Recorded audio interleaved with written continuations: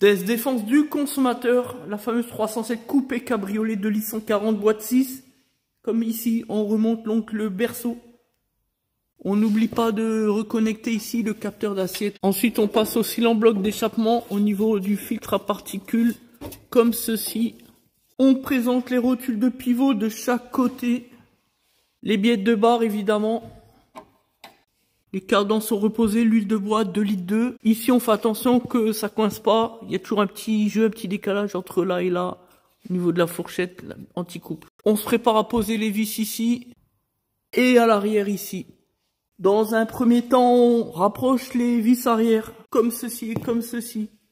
On vérifie qu'on est bien en place derrière. Ensuite, les petites rondelles de la crémaillère, on fait attention qu'elles soient bien en place et qu'elles aient pas dégagé. Et on peut vérifier par là et c'est impeccable. Maintenant, on remet les vis. Comme ceci, on secoue un peu pour bien mettre en place.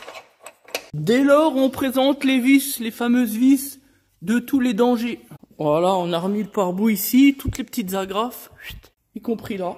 La vis de la tôle qui soutient la batterie qui est derrière ici aussi, on a une inversée ici, 13. Voilà, tout est bon dans le cochon. Il nous restera, voilà, à mettre bon, la batterie, 3 bricoles, le filtreur et puis le cache de la batterie là-haut. Et puis là, on vient de recevoir une pièce back to car, économie circulaire, pièce d'occasion, garantie à vie. Vous avez bien compris, pas 2 ans comme avant, mais à vie.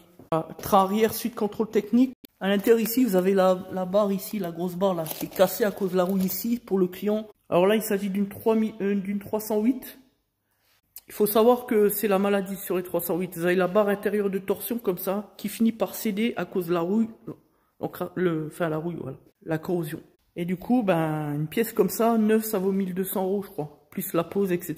Alors que là, avec l'économie circulaire, c'est 4 fois moins cher. Pas de match. Pire, c'est que c'est une cliente qui nous a connus sur les réseaux sociaux. Enfin, un client, pardon. Je mélange. À partir de la chaîne YouTube. On lui dit merci, même si on l'utilise pas pour ça. Mais bon, c'est toujours un client de plus qui ne passera pas entre les mains d'un escroc. Oh, j'en peux plus. Moins d'une journée. Embrayage volant moteur.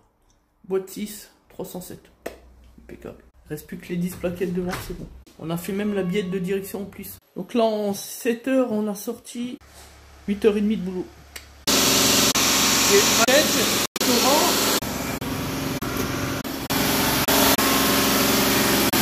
Vous voyez ici, dans cette affaire, c'est tout ce qu'il ne faut jamais faire. Ce client, malheureusement, a eu affaire à un escroc sur les hauteurs entre Famec et Thionville, qui lui a vendu une suppression de FAP, mais uniquement électroniquement et non pas au niveau mécanique, pour la modique somme de 120 €. Aujourd'hui, il se retrouve dans des emmerdes à finalement faire des travaux sur le FAP, alors que c'était censé